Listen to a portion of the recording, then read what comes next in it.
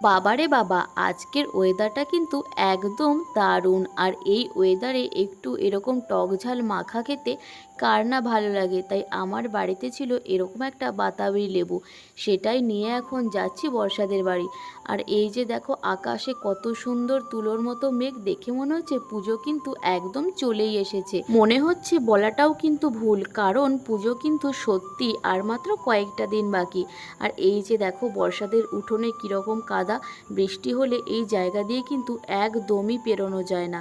যাই হোক, এসেই সবার প্রথমে বর্ষাদের ঘর থেকে একটা বটি বের করে আমি কিন্তু বাতাবি লেবু কাটতে বসে গেছি।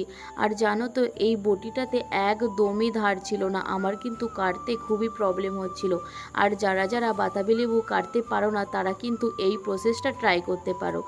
যাই হোক, এইরকম করে কিন্তু বাতাবি খুব তাড়াতাড়ি ছাড়ানো যায়। জানো তো, এই বাতাবি লেবুটা কিন্তু আমি প্রায় 2-3 দিন আগে এনে রেখে দিয়েছিলাম।